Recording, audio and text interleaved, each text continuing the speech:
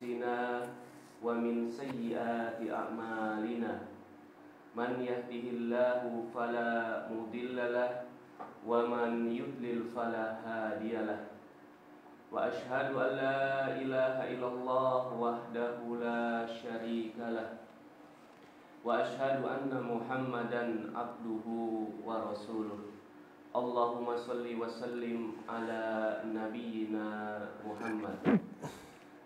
Amma ba'du, kepada pemirsa Ihya TV dan Izzah TV di mana saja berada, dan semoga Allah selalu menjaga kita dan memberikan hidayah kepada kita di setiap waktu dan tempat.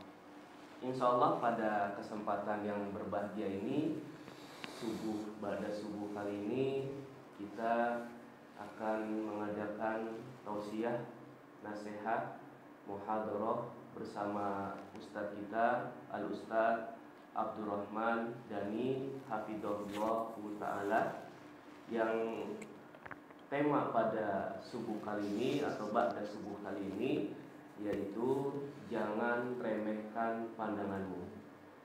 Dan nanti di tengah-tengah materi atau di akhir materi, pemirsa, baik pemirsa Ihya TV maupun Izzah TV bisa memberikan pertanyaan di nomor yang sudah kami siapkan, baik di Izzah TV maupun di Ihya TV. Langsung saja tanpa memperpanjang waktu, maka kami persilakan kepada Al-Ustadz Abdurrahman Dhani Hafidhahullah Ta'ala, falyatafaddal mashkura. Jazakallah khair, barakallahu fikum ya Ustadz. Alhamdulillah wassalatu wassalamu ala nabiyyina Muhammadin sallallahu alaihi wa ala alihi wa ashabihi ajma'in. Amma ba'd. Ahibati fillah, Ihya TV, Izzah TV, pemirsa yang saya muliakan, ya, barakallahu fikum. Kesempatan pagi hari yang indah kali ini, ya, live dari Jambi bersama teman-teman Ahlus Sunnah yang ada di Jambi, ya, yubarikumullah, yubarikallah alaihim, ya. Insyaallah kita akan melanjutkan acara safari dakwah kita, ya, pada pagi hari ini dengan tema untuk mentadabburi dari ciptaan Allah Subhanahu wa taala, tanda-tanda kekuasaan Allah Subhanahu wa taala berupa mata kita ini. Karena mata kita ini banyak sekali melakukan kufur nikmat, ya. Mata kita ini banyak kita gunakan untuk hal-hal yang subhanallah akan membuat hati kita sakit, akan menjerumuskan kita ke dalam dosa-dosa. Nas'alullah al-afiyah. Rahimani wa rahimakumullah. Mata kita yang Allah ciptakan dengan jutaan sel ini adalah termasuk organ yang enggak bisa digantikan dengan organ yang lainnya. Adalah organ yang Masya Allah, organ ini punya kelebihan yang enggak dimiliki oleh organ yang lainnya. Coba bayangin, kalau ada hujan, mata kita enggak perlu pakai mantel hujan, ya. Kalau ada hujan, mata kita enggak perlu pakai wiper untuk membersihkan, untuk melihat pandangan mata kita, ya. Kalau ada panas yang menerpa, mata kita enggak perlu kipas angin, ya. Kalau ada panas yang sangat terik, biasanya kita perlu AC, mata kita nggak perlu pendingin. Ketika nyelam sekalipun, mata kita tanpa kacamata juga bisa. Ketika ada debu yang nempel pada mata kita, nggak perlu kita vakum untuk vakum cleaner, nggak perlu disapu mata kita. Wallah ajaib, ya. Nikmat Allah berupa mata ini harus disyukuri, ya. Kalau nikmat Allah dikufuri karena perbuatan maksiat kita, bisa-bisa Allah akan ganti nikmat menjadi niqmah, akan menjadi malapetaka. Nah, Ibnu Qayyim sudah berwasiat, an-ni'mah idza syukirat qarrat wa idza kufirat farrat. Nikmat itu kalau disyukuri akan semakin lengket sama kita.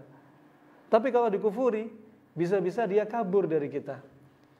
La in syakartum la azidannakum wa la in kafartum inna 'adzabi lasyadid. Ya. Kalau kita bersyukur termasuk nikmat Allah berupa mata ini, Allah akan tambah dari kenikmatan ini. Rahimani rahimakumullah, terkadang ada orang-orang yang tidak sesempurna kita. Mereka subhanallah Allah ciptakan dalam keadaan Allah cabut kenikmatan mata mereka. Tidak Allah berikan mereka kenikmatan pandangan mata. Bagi mereka yang bersabar, Allah siapkan jannah, yaitu nikmat pandangan mata. Yang Allah jadikan mereka itu buta. Lahir sudah dalam keadaan buta. Nah, atau mereka buta setelahnya. Ya, yang Allah hilangkan pandangan mata mereka, Allah siapkan jannah bagi mereka. Fa subhanallah, ada di antara saudara-saudara kita ya yang buta mata tapi ajaib. Mereka lebih baik daripada kita. Buta mata tapi hafal Al-Qur'an 30 juz. Menghafalkan Al-Qur'an hanya dengan panca indera pendengarannya saja. Dan gak ada maksiat yang dia lihat. Kita Allah ciptakan dengan pendengaran dan mata. Ya, kita kadang menghafal Al-Quran, gak hafal 30 juz seperti mereka. Juga kita gak bisa menjaga pandangan mata kita dari apa-apa yang diharamkan. Ya, maka jangan remehkan pandangan mata kita. Rahimani wa rahimakumullah jami'an. Kita akan bahas dari sisi agama dan dari sisi kesehatan terkait mata kita ini. Dari sisi ma'nawi, dari sisi hissi, bahaya mata kita. Dari sisi maknawi, dari sisi agama, Allah Subhanahu wa taala sudah mengingatkan ya, sebagaimana dalam firman-Nya, ya'lamu kha'inatal a'yun wa ma tukhfi sudur. Ya, dan dia Allah Subhanahu wa taala itu mengetahui pandangan mata yang berkhianat. Ya, dan dia tahu apa yang ada di dalam hati, yang tersembunyi di dalam hati. Makanya antara mata sama hati itu satu rangkaian. Kalau sudah mata melihat, andaikan dia melihat maksiat, maka panah-panah setan dari maksiat yang dia lihat kemudian masuk ke dalam hatinya. Dan hatinya membenarkan atau tidak membenarkan dari pandangan mata dia tergantung dari tingkah laku setelahnya. Kalau dia melihat suatu yang subhanallah ya menjerumuskan dalam perbuatan zina mata, maka kemaluannya akan membenarkan atau mendustakan setelah melalui proses hati dan akal. Fa ini rahimahumullah jami'an. Fa mata ini ya sangat bahaya sekali. Allah mengetahui pandangan mata kita. Kemudian ada hal lain yang diremehkan oleh kaum muslimin, terkhusus di negeri kita masih sangat asing. Satu pandangan mata ini jangan diremehkan dari sisi apa? Dari sisi kadang kita dengan mata kita melempar ain. Pertama kita tadi melihat maksiat, ini hati-hati. Ya, jaga pandangan mata kita. Yang kedua, jaga pandangan mata kita dari melemparkan bahaya. Kalau tadi apa yang kita lihat ya masuk ke mata kita membahayakan hati kita dan diri kita. Sebaliknya ada yang dari mata kita lempar ke orang yang kita lihat atau benda yang kita lihat, yang dikenal dengan ain, pandangan mata yang berbahaya. Ini pandangan mata yang sangat dahsyat sekali. Allah dan Rasulnya menjelaskan kenapa? Karena tidak kepingin kita ini jadi orang yang zalim karena pandangan mata kita, atau apa yang kita lihat celaka gara-gara mata kita. Makanya dijelaskan, syariat nggak akan membiarkan. Subhanallah. Fa rahimani rahimakumullah. Ya, sampai-sampai Nabi SAW bersabda sebagaimana dalam riwayat Imam Muslim, riwayat Imam Tirmidzi dari Ibnu Abbas ya, bahwasanya Rasulullah mewasiatkan al-ainu haqqun walau kana syai'un sabaqa al-qadar la sabaqathu al-ain. Pandangan mata ain itu hak, benar-benar ada, jangan pungkiri, nyata adanya. Seandainya di sana ada sesuatu yang mendahului takdir, niscaya ya pandangan mata ain ini akan mendahului takdir. Ya, saking bahayanya sampai seandainya Rasulullah bilang, seandainya, tapi nggak ada. Seandainya ada, niscaya ain ini, pandangan mata seseorang yang dilemparkan ini, itu akan mendahului takdir. Saking bahayanya. Ini wasiat dari Nabi SAW. Ya, makanya mata kita itu juga bermaksiat. Maksiat melihat maksiat, ya, maksiat karena melihat sesuatu yang diharamkan untuk dilihat, dunia maya, dunia nyata, dan maksiat dari sisi bisa melemparkan bahaya malapetaka. Al-ain dan hasad itu apa? Termasuk kezaliman. Pandangan mata kita bisa berbuat zalim. Di antaranya yang mencelakakan apa yang dilihat. Ya, disebutkan oleh Ibnu Qayyim rahimahullah, al-ain itu dibagi menjadi dua, ainul insiyah wa ainul jinniyah. Pandangan mata dari jin, pandangan mata dari manusia. Makanya hati-hati. Ya, hati-hati. Kadang kita nggak tahu kok tiba-tiba ada malapetaka pada bayi kita. Ternyata jin melihat apa? Bayi kita lucu sekali, misalkan nasallallahu al-afiyah, terus dia terkena pandangan mata bahayanya dari ainnya jin. Makanya Nabi mengajarkan ya, kita bagaimana membentengi anak kita, membentengi diri kita. Enggak dibiarkan oleh Allah dan Rasulnya sallallahu alaihi wasallam. Farahimani rahimakumullah jami'an. Al-ain disebutkan oleh Al-Muqallid rahimahullah, beda antara al-ain dan hasad. Orang yang melempar ain, hatinya pasti ada hasad. Orang yang hasad belum tentu dia melempar ain. Barakallahu fikum. Fa ain itu semakin dahsyat, semakin buruk, tergantung dari kekuatan apa? Ruhul khabith yang ada pada manusia tersebut.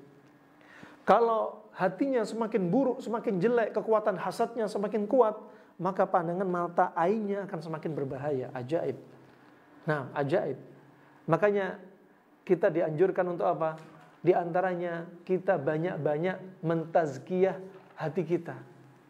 Ya, membersihkan hati kita dari apa? Dari hasad, dari dengki, iri, marah dan lain sebagainya. Hilangkan. Ya, makanya ada syariat ayyamul bid, puasa 3 hari dalam sebulan. Yang kata Nabi SAW, fa innahu yudhibu wahras sadr, karena puasa ini menghilangkan wahras sadr. Wahras sadr itu penyakit hati, termasuk hasad, iri, suka marah. Nah, ini bahaya sekali. Kalau hasadnya semakin kuat, pandangan mata dia semakin berbahaya. Nah, nggak bisa dientengin. Fa termasuk kalau anda sedang jamaah, sedang menjadi jamaah umrah, haji, hati-hati. Di tanah suci hati-hati. Ya, kadang melihat anak-anak orang-orang Arab di sana, atau yang biasa mereka sudah mengenal ain, sudah sesuatu yang menakutkan bagi mereka. Adapun di negeri kita belum sebegitu menakutkan sebagaimana yang ditakutkan oleh orang-orang yang ada di Arab. Kenapa? Karena sudah tajrubah, sudah turun-temurun mereka takut sama ain.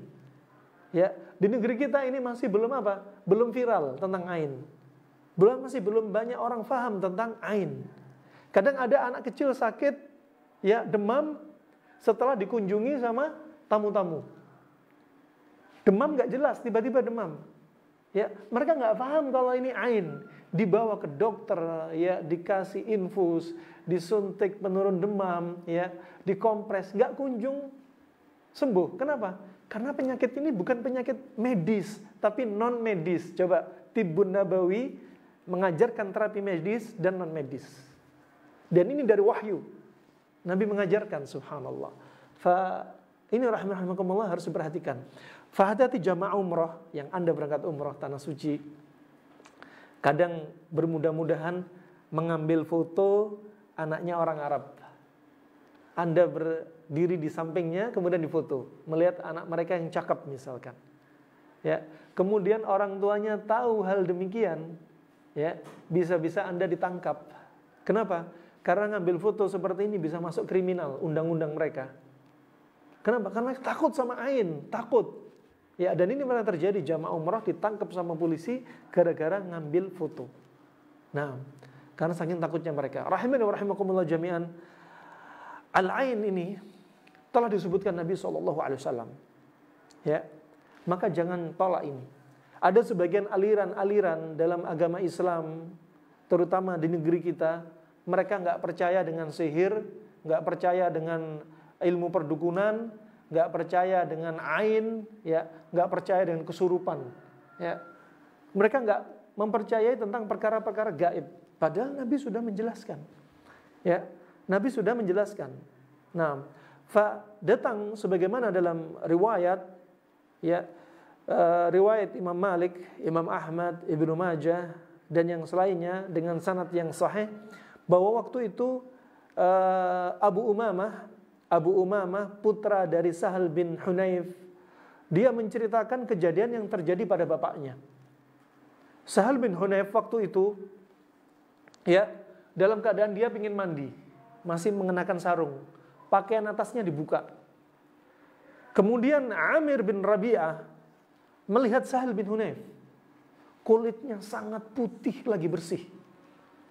Kulitnya sangat putih lagi bersih. Kemudian kata Amir bin Rabi'ah, wallah ma ra'aituka al-yawm wala jilda mukhabba'ah. Demi Allah, aku hari ini tidak melihat seperti kulit orang perawan yang enggak pernah keluar rumah. Ya, betul-betul putih. Ya. Kemudian falubita Sahlun. Kemudian Sahal jatuh, kejang. Dia kesakitan. Dia jatuh. Setelah Amir bin Rabi'ah mengucapkan ucapan seperti ini. Ya, matanya melihat, ya, dan langsung mencelakakan objek yang dilihat. Dan objek yang celaka itu bukan hanya makhluk hidup, benda mati juga bisa celaka.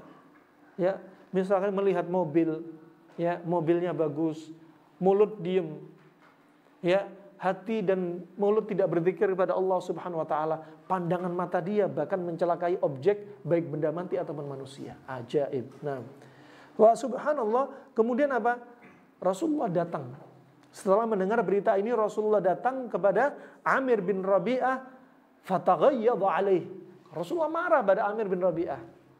Rasulullah marah. Ini menunjukkan amar ma'ruf wa nahyu 'anil munkar dari pandangan mata ain. Rasulullah enggak diem karena ini kezaliman. Ya.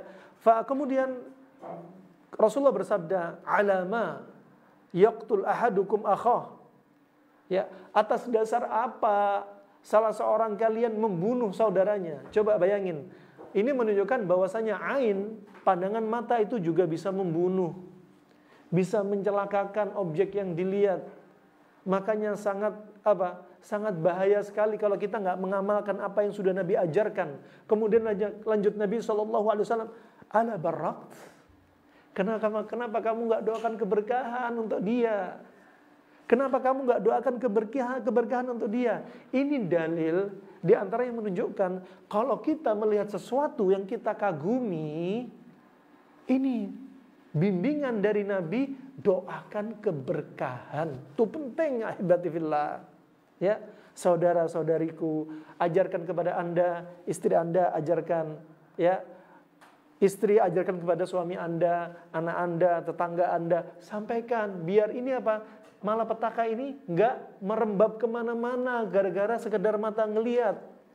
Sekedarnya mata ini adalah remehan dari kita, dari apa yang kita lihat. Enggak baca zikir. Bimbingan Nabi doakan keberkahan. Nah, namanya doakan keberkahan dari apa yang kita lihat, objek yang kita lihat. Dari sabda Nabi ini berarti ini dalil mendoakan keberkahan dari apa yang kita lihat. Di sini ada sebenarnya yang lebih perfect, lebih sempurna zikir yang kita baca. Ya, zikir yang kita baca akan lebih sempurna seperti apa? Kalau antum melihat Anda, ya, antunna melihat sesuatu yang Anda kagum dengannya, benda mati atau makhluk hidup, dari anak kecil, dari saudara kita mungkin yang cakep misalkan, ya, kendaraan saudara kita yang mewah misalkan, jangan diam nih bibir, jangan bakhil dari zikrullah, ya, doakan keberkahan. Bagaimana caranya? Ya, namanya Nabi memerintah doa keberkahan, doakan barakallahu fik, yubarikallahu alaik, Allah yubarik fik, Allahumma barik. Ini kita mendoakan doakan kepada Allah agar memberikan keberkahan kepada subjek atau objek yang kita lihat. Kita subjeknya. Doa kepada Allah agar keberkahan dilimpahkan kepada dia. Biar dia nggak kena ain. Ini caranya biar pandangan mata kita nggak bahaya, jangan diremehin. Zikir doa seperti ini. Ya, maka ini lafaz yang paling sempurna. Kemudian bagaimana dengan lafaz Masya Allah, Tabarakallah. Sebagian ulama mengkritik lafaz ini. Sebagian ulama menjadikan lafaz Masya Allah Tabarakallah juga bisa menolak ain, termasuk. Tapi sebagian ulama, terutama ahli bahasa, mereka mengkritik lafaz Masya Allah Tabarakallah. Sebenarnya Masya Allah Tabarakallah seperti Subhanallah, yaitu memuji, mengagungkan Allah, mensucikan Allah Subhanahu wa Ta'ala. Kalau antum melihat ciptaan Allah, gunung, ya, misalnya lihat langit, Masya Allah Tabarakallah. Antum sebenarnya apa? Memuji Allah Subhanahu wa Ta'ala, mensucikan Allah dari apa yang dicipta. Nah, dari apa yang dicipta. Dan Tabarakallah adalah lafaz untuk Allah semata. Tabarakallah lafaz untuk Allah. Gak boleh lafaz ini digunakan untuk selain Allah. Maka gak boleh antum bilang Tabarakallahu alaik. Gak boleh. Karena lafaz ini untuk Allah. Ya, dia termasuk fi'il apa? Fi'il lazim. Adapun barakallah termasuk fi'il muta'addi. Barakallahu fiik, yubarikallahu alaik. Nah, fa ini rahimahullah perlu difahami. Maka kalau kita melihat sesuatu yang kagum, kita apa? Barakallahu fiik. Kalau antum bilang Masya Allah Tabarakallah, sebenarnya antum memuji Allah saja. Tidak mendoakan keberkahan dari objek yang dilihat. Anda nggak mendoakan objek yang dilihat. Ya, kalau antum bilang Masya Allah Tabarakallah, antum memuji Allah saja. Ya, nah ini pendapat yang kedua. Antum hanya memuji Allah, tapi tanpa mendoakan keberkahan dari objek yang Anda lihat dari benda mati atau manusia. Nah, adapun hadis ya Masya Allah la quwwata illa billah, hadisnya lemah. Ya, adapun firman Allah dalam surat Al-Kahfi, walaula iddakhalta jannatak qulta Masya Allah la quwwata illa billah. Ayat ini bukan, kata para ulama, bukan untuk menolak ain. Masya Allah la quwwata illa billah. Ketika apa? Walau iddakhalta jannatak, ya. Kalau seandainya kamu masuk surga kamu, ya. Di sini apa? Bukan untuk menolak ain. Nah, maka untuk menolak ain dari pandangan kita, dari sisi kita, biar pandangan mata kita nggak berbahaya, nih doakan keberkahan.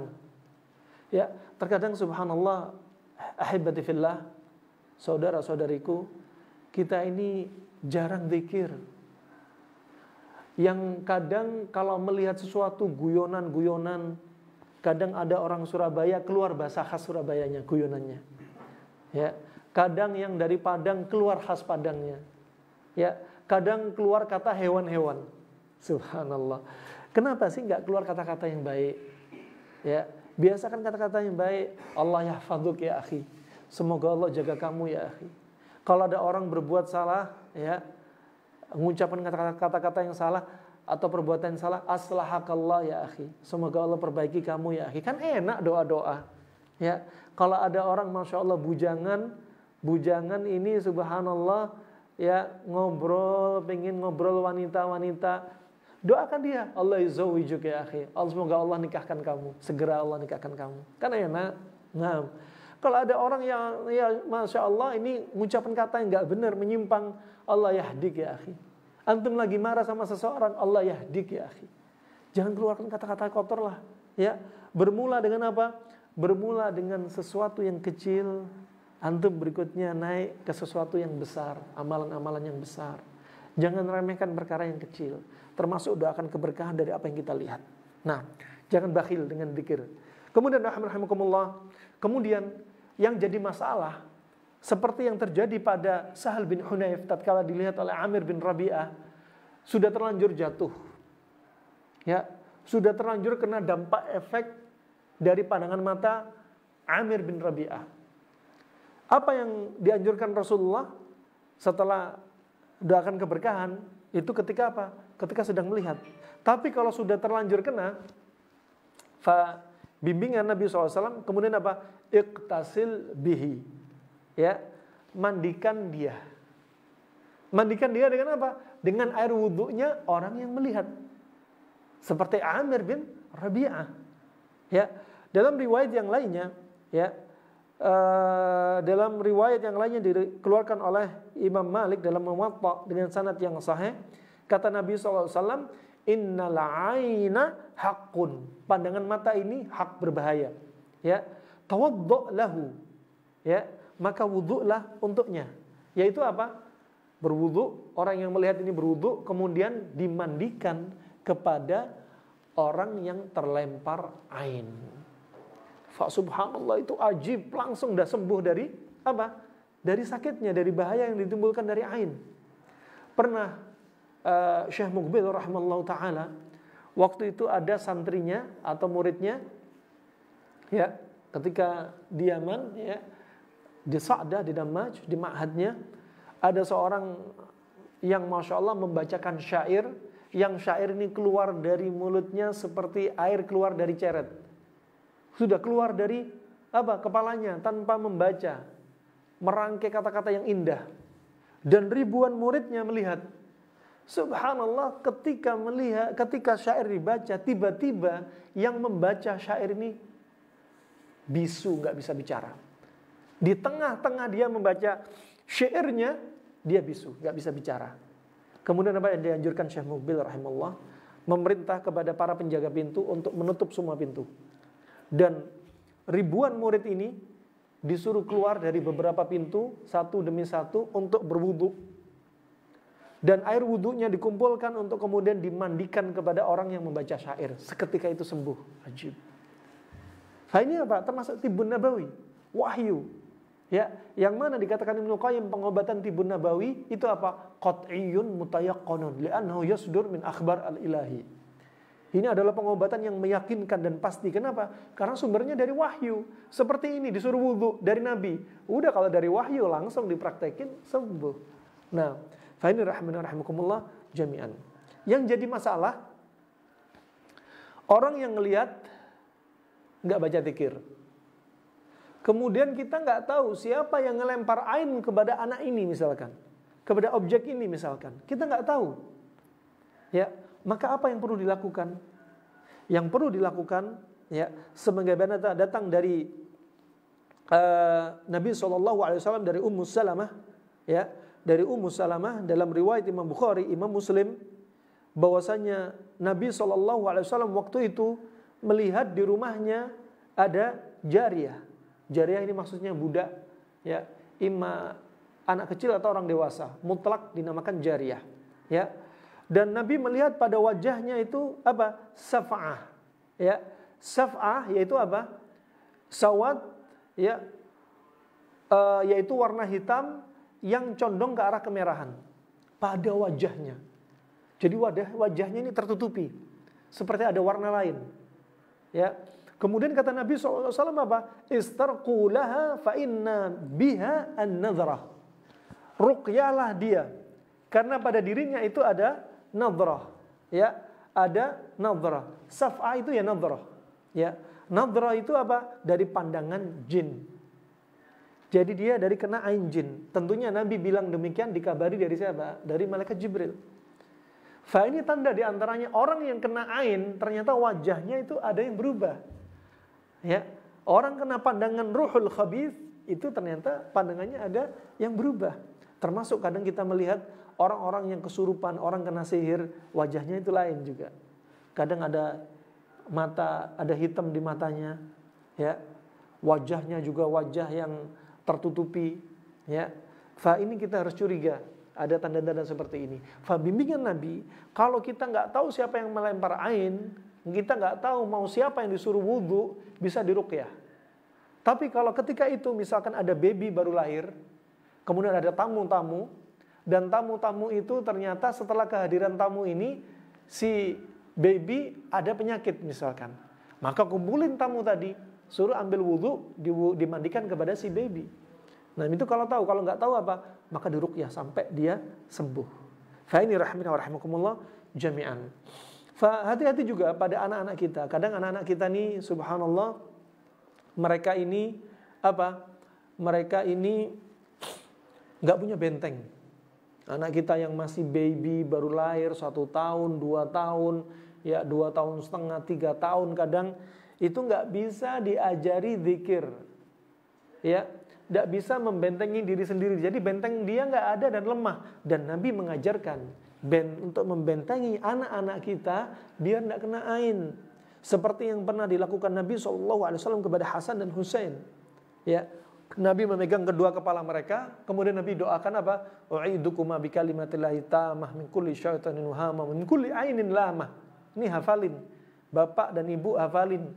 Pegang kepala anak Anda. Tuh doain doa ini. Biar apa? Jin dan manusia enggak melemparkan, ketika melemparkan pandangan mata yang berbahaya, mereka sudah ada bentengnya. Ya, kalau anaknya laki-laki, u'iduka bikalimatillahi tammati min kulli syaitanin wahama wa min kulli ainin lamah. Kalau anaknya perempuan, u'iduki bikalimatillahi tammati min kulli syaitanin wahama wa min kulli ainin lamah.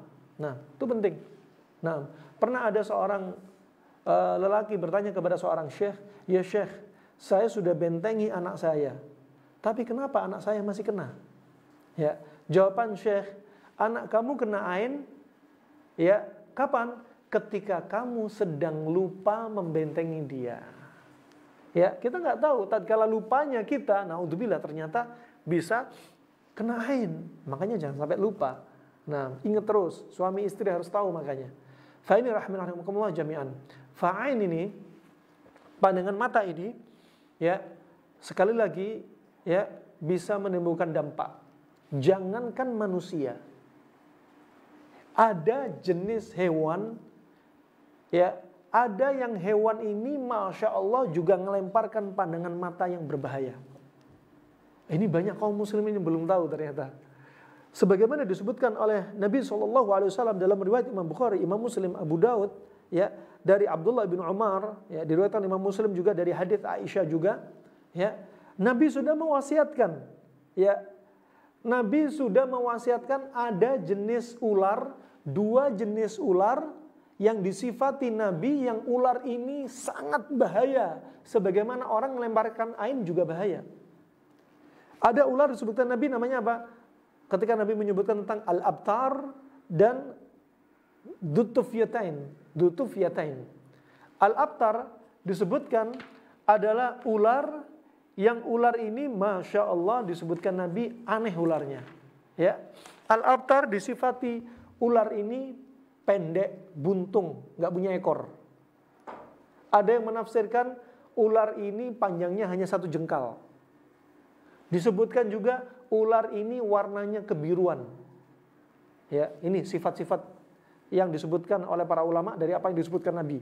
Yang satunya dzutufyatain, ya, yaitu ular yang subhanallah dia punya garis putih di belakang punggungnya. Ya. Nah, ular-ular yang aneh-aneh ini Masya Allah. Dan gak besar, kecil, tapi sangat bahaya, mematikan sekali. Apa kata Nabi SAW? Ya, innahuma yaltamisani al-basar wa yusqitani al-habal. Kata Nabi SAW, dua ular ini bisa membutakan mata. Dua ular ini bisa menggugurkan janin dalam perut ibunya. Coba ajaib. Ular ini ular yang sangat bahaya sekali, ya. Ular yang ternyata pandangannya menimbulkan bahaya. Menunjukkan apa? Ada roh yang jelek dalam ular ini. Sama manusia juga demikian. Mereka juga membuat roh yang jelek, ya, dalam hati mereka. Semakin jelek roh ini, maka apa? Semakin bahaya pandangan matanya, ya, semakin bahaya pandangan matanya. Nah, kemudian rahimakumullah, ya, pernah malaikat Jibril ketika meruqyah Nabi SAW, sebagaimana dalam riwayat Imam Muslim, malaikat Jibril juga pernah meruqyah Nabi langsung. Ini menunjukkan apa? Nabi ternyata juga nggak selamat dari sihir, ya.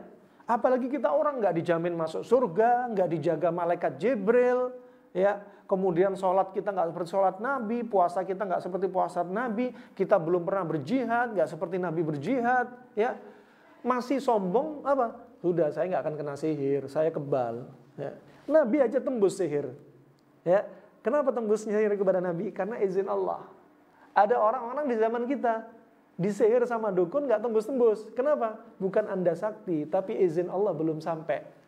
Memang Allah belum mengizini sihir itu sampai kepada Anda. Mutlak atas izin Allah. Nah, malaikat Jibril, ya, meruqyah Nabi SAW dengan apa? Bismillahi arqiq, ya, dengan nama Allah aku ruqyah dirimu, ya, min kulli syai'in yu'dzik, dari segala sesuatu yang mengganggu dirimu, min syarri kulli nafsin, dari semua kejelekan jiwa, au ainin hasidin, au pandangan mata yang hasad. Allahu yashfik, semoga Allah sembuhkan dirimu. Bismillahi arqiq, dengan nama Allah aku meruqyah dirimu. Fa ini rahimakumullah jami'an. Fa sudah dijelaskan oleh Nabi SAW. Fa ini tentunya apa? Saking bahayanya pandangan mata ini, makanya dijelasin, nggak akan diremehkan, nggak akan ditinggalin. Makanya jangan remehkan pandangan mata kita. Ini dari sisi apa? Dari sisi agama, dari sisi maknawi. Dari sisi apa? Dari sisi kesehatan dunia, Nabi mewasiatkan dalam beberapa hadisnya tentang penjagaan kesehatan mata kita. Di antaranya dengan apa? Dengan bercelak dengan celak batu ismit. Nah, ini jarang dilakukan. Nah, gunakan celak batu ismit. Ya, Nabi sudah mengingatkan fa innahu yajlu al-basar wa yumbitu asy'ar. Karena celak batu ismit ini bisa apa? Menjernihkan pandangan mata dan dia menumbuhkan rambut. Ya, menumbuhkan rambut. Juga ada subhanallah di antaranya yaitu al-kam'ah. Ya, al-kam'ah itu termasuk jamur yang tumbuh di Arab. Tumbuh di Arab, yang mana sangat bagus sekali untuk kasus mata. Untuk kasus mata. Fa subhanallah rahimakumullah, ini yang bisa kita bahas. Ya, juga termasuk pola makan itu penting. Pola makan kita mempengaruhi akomodasi mata kita. Ya, terkadang ada orang matanya minus plus lebih cepat. Kenapa? Karena makanannya nggak baik. Makanan nggak baik bikin pembuluh darah kental. Pembuluh darah kental menimbun masalah di mata. Ya, pembuluh darah kental membuat nggak lancar ketika mata ingin melihat, berakomodasi dia nggak lancar. Ya, begitu pula juga subhanallah di antaranya menjaga mata kita dengan apa? Wudu. Ini wudu kita masya Allah ya. Sehari minimalnya kita 5 kali wudu. Ya, minimalnya misalkan seandainya setiap sebelum sholat wudu itu masya Allah membersihkan. Belum hidung dibersihkan. Ya, dari kotoran-kotoran mata juga dibersihkan. Masya Allah. Rahimakumullah ya. Mata kita ini ya akan kita bahas nanti pada kajian berikutnya jam 9 ya. Ketika usia 40 mata kita ini sudah mulai menurun, nggak seperti dulu lagi. Ya, nggak seperti dulu lagi. Maka jangan sekali lagi bermudah-mudahan untuk melihat maksiat di usia 40. Ya, hati-hati dari pandangan mata kita. Insyaallah ini saja yang bisa saya sampaikan. Ya, semoga bermanfaat untuk Islam wal muslimin. Ya, semoga Allah jauhkan kita dari pandangan mata yang berbahaya atau mata kita yang liar melihat kemana-mana. Semoga Allah tingkatkan iman kita. Nah, dan insyaallah berikutnya kita lanjut pada sesi tanya jawab. Barakallahu fikum. Alhamdulillahirabbil alamin. Kami ucapkan jazakallahu khairan kepada Al-Ustaz Abdurrahman Dani hafizahullah taala atas materi yang telah beliau sampaikan. Insyaallah kita lanjutkan dengan sesi tanya jawab. Ada beberapa pertanyaan Ustaz dari Ikhwan Singkut. Pertanyaan yang pertama, bagaimana menghindari ain di dunia maya agar selamat? Satu sisi mengikuti perkembangan iptek, sisi lain takut ain. Contoh, terlanjur share foto kita di FB, kemudian Instagram. Lantas bagaimana kita agar selamat? Kemudian batasan tubuh apa yang kira-kira bisa di-share di dunia maya? Itu silakan. Nah, barakallahu fikum. Rahimakumullah. Ya. Ibnu Qayyim juga menjelaskan di antara pandangan ain ini ada yang mengatakan pandangan ain itu harus langsung, bukan melalui foto. Ya, ain itu nyampe ketika langsung, tidak melalui foto. Ada yang berpendapat melalui perantara, bisa melalui perantara foto. Ya, wallahu a'lam bishawab. Ini tentunya perkara-perkara gaib, ya, perkara yang subhanallah kita tawakuf karena nggak dijelaskan Nabi SAW apakah penularan itu atau ain itu nyampe melalui foto apa enggak. Nah, wallahu a'lam. Al-ain, ya, yang jelas kita bentengi tubuh kita, bentengi diri kita. Ya, apalagi kalau untuk anak kita yang masih lemah, nggak pernah dzikir. Kalau antum foto anak antum, ya lebih baik di-share kepada siapa? Hanya untuk istri antum. untuk dalam keluarga sendiri misalkan, ya. Dan itu ajarkan pada istri untuk zikir juga walaupun anaknya sendiri. Kadang kenapa? Ada seorang istri kena ain sama suaminya. Tiba-tiba sakit, gatal, alergi, keputihan gak sembuh-sembuh. Ternyata apa? Suaminya ngeliat istrinya gak pernah zikir. Istrinya cakep, cantik, gak pernah zikir. Kena juga ternyata. Makanya jangan bakhil-bakhil dari apa? Kikir-kikir dari zikrullah. Nah, terkait dengan foto, kalau foto misalkan teman-teman sendiri ya yang paham tentang apa syariat dari apa mendoakan keberkahan, maka itu lebih aman ya, lebih mending ya, dan lebih mending lagi memang nggak foto ya, nggak di-share kecuali untuk data kita pribadi misalkan. Nah, fa ini rahimakumullah jami'an. Atau mungkin ada hal yang misalkan perlu diingetin, share foto ke umi kita dari anak kita karena kita jauh misalkan. Jangan lupa tulis di bawahnya ya, yubarikallahu alaihi, alhamdulillah mi anak kita udah gede, anak kami udah gede, cucunya umi udah gede misalkan. Untuk apa? Ngingetin dia untuk zikir. Nah, fa itu insyaallah barakallahu fikum.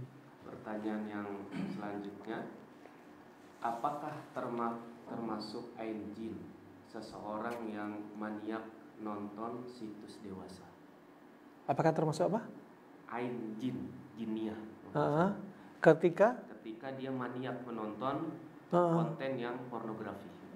Nah, sebenarnya bukan ain itu, ya. Kasusnya bukan ain, tapi kasusnya apa? Dia candu karena perbuatan maksiat. Pengalaman kami ketika meruqyah, juga dengan teman-teman tim ruqyah, ada metodologi ruqyah yang sangat manjur. Ya. Di antara metodologi ruqyah yang sangat manjur, ya, ketika seseorang ingin diruqyah, dia harus bertaubat dari maksiatnya. Karena kalau dia nggak taubat, apa? Ternyata setan membuat ikatan di mana dia banyak berbuat maksiat. Katakan dia melihat situs video porno, maka setan akan membuat ikatan dosa maksiat dia yang paling banyak. Pintu inilah yang akan mudah sekali masuknya syaitan. Ya, tatkala dia disuruh taubat, ikhlas karena Allah, berazam untuk tidak mengulangi lagi, nyesali perbuatannya, dan ketika itu langsung taubat kepada Allah Subhanahu wa taala, maka hati dia melawan setan dari dalam. Lain kalau kita meruqyah orang yang enggak taubat. Enggak semanjur ketika orang sudah taubat dari maksiat yang dia lakukan. Dia enggak taubat dari melihat hal demikian. Dia enggak taubat dari rokok. Dia enggak taubat dari maksiat-maksiat. Kita ruqyah. Mungkin berdampak, tapi enggak sekuat, sedahsyat dampak orang yang sudah dalamnya, hatinya sudah move on dari maksiat. Nah, itu perlu diperhatikan. Ya, makanya kalau ada anak-anak seperti ini hati-hati. Kita jangan pejamkan mata kita dari anak-anak kita. Ya, jangan mentang-mentang anak-anak dipondokkan Anda merasa selamat. Anak-anak pulang ke rumah, pulang dari pondok, bisa-bisa dia melihat maksiat. Drakor, anime Korea yang mereka ada seperti homoseks, perempuan dengan perempuan. Bahkan terjadi pada santriwati. Perempuan dengan perempuan, yang satunya pura-pura jadi laki-laki, satunya pura-pura jadi perempuan. Biar nggak ada nampak zina, biar sesama jenis, mereka pura-pura seperti ini. Kenapa? Dampak dari apa yang mereka lihat. Dari apa? Drakor. Dari apa? Film-film kartun anime. Dari apa? Dari alhasil ini masuk kepada anak-anak didik kita. Nas'alullah afiyah. Makanya bapak ibu jangan pejamkan mata. Perhatikan ini baik-baik. Guru, mereka sudah kewalahan. Satu guru nangani 30 santri. Itu di luar batas kemampuan. Harusnya satu guru untuk 10 santri minimalnya. 5 santri. Ini satu guru 10 santri, 30 santri. Sudah kewalahan. Sedangkan Anda ngamanahin mereka, ya Anda nyuruh mereka jadi baik, tapi Anda nggak berperan. Guru, ustadz, perannya mereka sepertiga. 2/3 adalah perannya orang tua. Di rumah, itu penting. Ya, jangan mentang-mentang punya duit, taruh ini ke pondok, sudah selesai. Jangan. Ya, yang dimintai tanggung jawab itu orang tua, bukan ustadznya dia. Nah, barakallahu fikum. Ini perlu diperhatikan. Maka hal-hal seperti ini pernah kami alami karena kami dapat pasien anak-anak. 2 kali kami dapati anak-anak umur 12 tahun. Sampai Kemensos berkata, anak-anak umur 12 tahun 90% sudah merasakan video porno. Kemensos ya sudah menyatakan demikian. Subhanallah, 2 orang anak ini, satunya laki satunya perempuan. Bapak ibunya mengeluh ya, ketika dinasehatin suka marah. Disuruh sholat marah. Nah, habis itu kami tanya, apakah anak bapak ibu ini suka lihat HP? Jangan tanya Ustaz. Lihat HP dari Isya sampai subuh. Coba. Ini pintu masuknya setan. Hanya lihat HP. Itu pertama lalai dari Allah. Kedua, pandangan mata dia akan menyebabkan setan bikin ikatan ke dalam tubuh dia. Nah, fa subhanallah, baru diruqyah sebentar, tangannya sudah kaku, matanya semua yang hitam lari ke tengah, ya sudah giginya sudah menggigit. Sudah, ini masalah menunjukkan apa? Ini seorang sudah kerasukan. Udah jin masuk dari pintu yang dia suka, dari maksiat. Nah, HP gunakan untuk ketaatan sama Allah. Halal HP. Gunakan untuk ketaatan sama Allah. Jadi apa? Media amal jariah. Bukan media amal jariah maksiat. Nah, tapi jariah ketaatan sama Allah Subhanahu wa taala. Wallahu a'lam bishawab. Pertanyaan selanjutnya dari pemirsa Hijrah TV. Beliau bertanya tentang hadis habatus sauda yang kata Nabi sallallahu alaihi wasallam adalah obat semua penyakit kecuali kematian. Apakah ini juga berlaku untuk hewan? Kebetulan saya bekerja di bidang peternakan. Ke semua penyakit? Nah, hadis habatus sauda yang kata Nabi bisa menyembuhkan semua penyakit kecuali kematian. Apakah ini juga berlaku buat hewan, Ustaz? Nah, barakallahu fiik. Bergerak di bidang peternakan. Nah, Masya Allah, teman-teman kami ketika di Arab kadang menggunakan herbal untuk hewan. Masya Allah, ada salah satu teman kami yang Masya Allah sangat dia peduli sama herbal. Ya, selalu tanya. Ya, dan dia praktek, Masya Allah. Jadi ada kambing suka pilek, bersin-bersin. Langsung ditetesin propolis. Air liur lebah, sembuh kambing itu. Tapi tentunya dosisnya beda. Ya, karena ototnya juga beda. Ya, reaksinya beda-beda. Makanya tentunya apa? Ahlinya juga harus neliti dosis yang paling pas, pantas untuk hewan berapa. Ya, seperti Masya Allah kita minum misalkan obat, misalkan kalau obat di apotik misalkan CTM. Ya, obat pilek misalkan. Minum satu sudah ngantuk. Antum kasih pada macan, singa, harimau, dikasih satu ya nggak mempan. Karena beda, ya, strukturnya beda. Wallahu a'lam bishawab. Kemudian pertanyaan dari pemirsa Hijrah TV lagi. Beliau bertanya, Ustaz, ana sering sekali telinga kiri atau kanan berdengung atau berdenging. Apakah ini sebabnya stres atau bagaimana, Ustaz? Nah, barakallahu fiik, terkait dengan tinnitus, suara telinga berdenging, penyebabnya banyak. Penyebab dari psikis juga penyebab dari luar. Ya. Penyebab dari psikis tadi stres juga bisa. Kenapa? Karena kalau orang stres, sebagaimana kita sampaikan berkali-kali, ya, ginjalnya sudah banyak membuang tenaga. Pengapian pada ginjal semakin kecil, sehingga memberikan pengapian pada jantung semakin kecil. Sehingga jantung mengedarkan darah sudah tidak sekuat sebagaimana ginjal pengapiannya kuat. Maka dampak yang ditimbulkan darah ke arah kepala berkurang. Makanya pasangannya tinnitus, telinga berdenging, apa diantaranya? Kepala keliangan, kemudian mata berkunang. Ini satu paket, ya. Ada sebab yang lainnya, biasa seperti kelainan pada tulang, tulang rawan. Tulang rawan jika sudah mengalami penuaan atau lebih keras, jadi pendengarannya sudah berkurang. Atau ada kasus yang lainnya, faktor dari luar seperti dia konsumsi obat kimia, seperti obat TBC, biasa menimbulkan apa? Telinga denging. Makanya dokter sering menambah vitamin B6 ketika minum TBC. Lihat sebabnya, Anda masuk sebab yang mana? Barakallahu fiik. Insyaallah itu. Kemudian pertanyaan lain, Ustaz. Apa ciri yang nampak pada diri orang yang terkena ain di zaman ini? Orang yang terkena ain, ya, pertama, kalau dibawa ke kasus medis nggak nyambung. Ya, contoh, dia mengalami satu penyakit, hasil lab semua normal. Ya, hasil lab semua normal. Pernah kami dapati, subhanallah, seorang ibu-ibu sejak awal nikah sampai 2 tahun perutnya besar. Dilihat fungsi liver oke. Ya, dilihat jantung oke, nggak masalah. Lalu besar perut nih, cairan dari mana? Ternyata ada sihir. Ini termasuk kasus non medis. Ya. Terkadang juga di antara tanda-tandanya apa? Dia sering mimpi-mimpi yang menakutkan. Seperti mimpi dikejar binatang buas, mimpi dia masuk tempat yang menakutkan, seram, mimpi melihat jin, setan yang menakutkan, kemudian mimpi jatuh dari tempat tinggi, kemudian dia juga mimpi dikejar ular, juga dia subhanallah mimpi-mimpi yang jelas menteror diri dia. Nah, kemudian yang berikutnya dari sisi tidur, dari sisi sadar, sering dia kalau sholat tidak konsentrasi. Ya, kalau sholat tidak konsentrasi. Nah, dari sisi tidur juga kadang gigi seperti digigit, kretek-kretek itu bukan nggak ada dalilnya, cuma apa? Jadi kebiasaan yang diteliti oleh tim-tim peruqyah. Ya, kemudian juga ketika sadar dia sholat nggak konsentrasi, dia sering lalai, mudah berbuat maksiat dan dia sulit mengambil keputusan.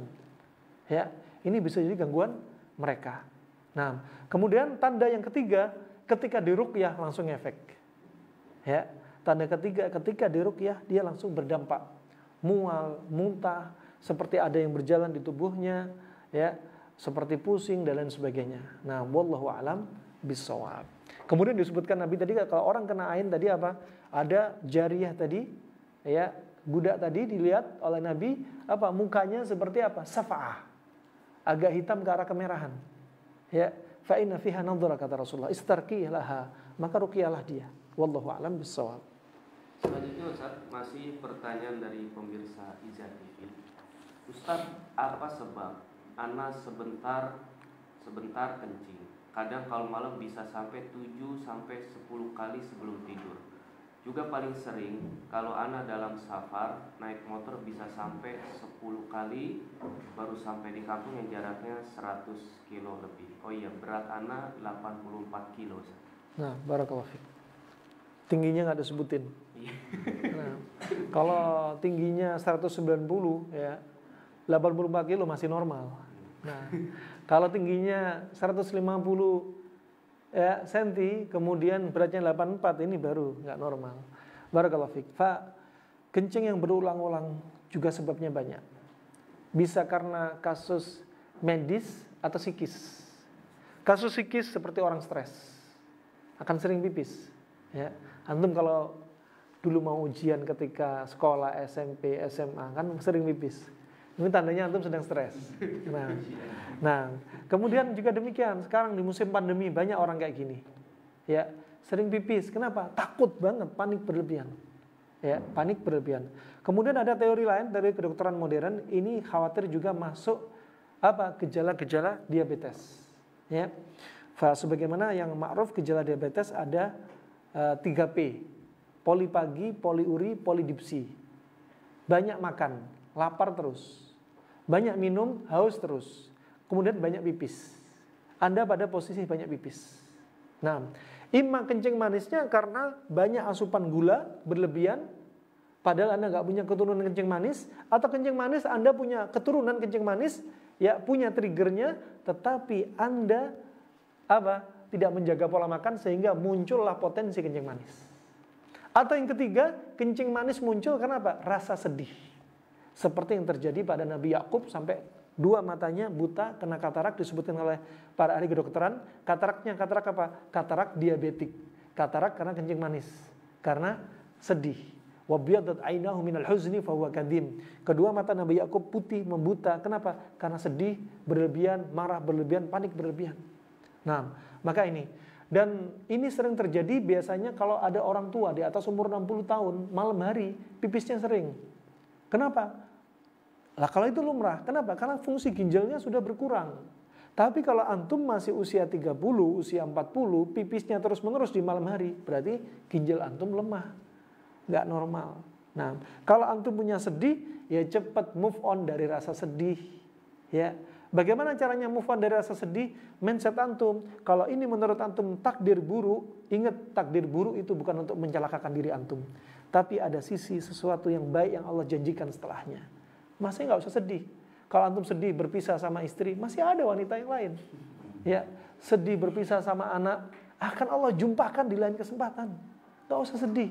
Ya, sebagaimana disebutkan oleh Syekh Abdul Qadir Al-Jailani, ya, dia mengatakan, ya,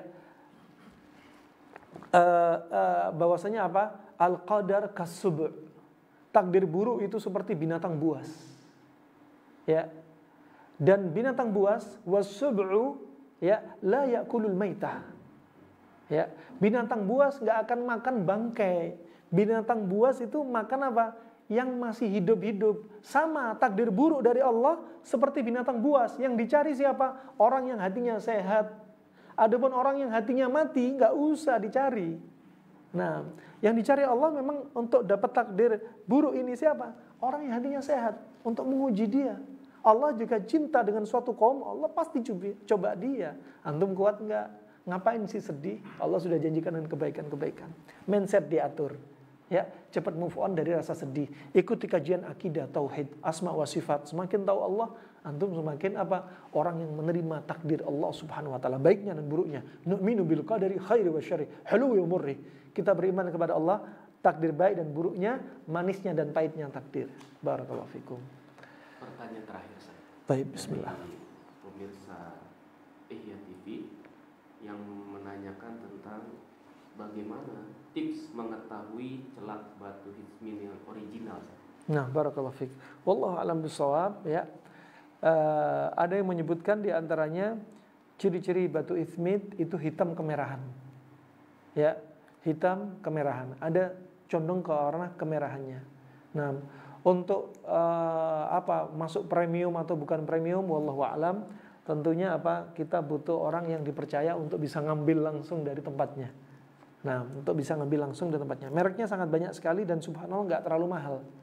Hanya berkisar 15.000, 20.000. Nah, kalau antum lebih yakin lagi, beli batu ismit yang masih utuh, wujudnya seperti lempengan, dijual. Wujudnya seperti lempengan kecil-kecil, seperti batok kelapa. Ya, itu kalau antum ingin lebih aman, 100% batu ismit ya sudah ditumbuk sendiri. Nah, kalau sudah kemasan, ya beda, antum nggak tahu mungkin itu asli apa enggak, 100% apa enggak. Tapi insya Allah dengan harga yang murah ini, insya Allah rata-rata asli, insya Allah. Nah, dan di toko herbal. Toko-toko herbal. Nah, ada berapa merek? Nah, barakallahu fiik. Ya, alhamdulillah kepada pemirsa Ihya TV dan Izzah TV yang semoga Allah Subhanahu wa taala selalu menjaga kita di mana saja kita berada. Kita sudah selesai materi sesi tanya jawab, tapi sebelum kita tutup mungkin ada kesimpulan yang ingin disampaikan. Nah, barakallahu fikum. Kesimpulannya apa? Jaga mata kita. Jaga mata kita dari maksiat, melihat sesuatu yang haram untuk dilihat. Jaga mata kita dari maksiat, pandangan mata kita yang berbahaya. Nah, gunakan mata kita untuk ketaatan kepada Allah. Ya, untuk menangis di malam hari, ya, mengingat maksiat kita, ya, mengharap ampunan Allah, untuk membaca maklumat-maklumat tentang agama, untuk melihat saudara kita yang kita cintai karena Allah Subhanahu wa taala, untuk melihat tanda-tanda kekuasaan Allah dari alam semesta ini. Nah, gunakan ketaatan pada Allah. Kalau kita semakin taat sama Allah, kita termasuk orang mensyukuri nikmat Allah, termasuk nikmat mata, dan Allah akan tambah kenikmatan pada diri kita. Nah, semoga Allah jadikan kita orang-orang yang mensyukuri nikmat. Semoga Allah jadikan kita orang-orang yang tidak kufur terhadap nikmat Allah Subhanahu wa taala. Itu saja yang kita bisa sampaikan. Kita tutup dan doa kafaratul majlis. Subhanakallahumma wa bihamdika asyhadu an la ilaha illa anta astaghfiruka wa atubu ilaik. Wassalamualaikum warahmatullahi wabarakatuh.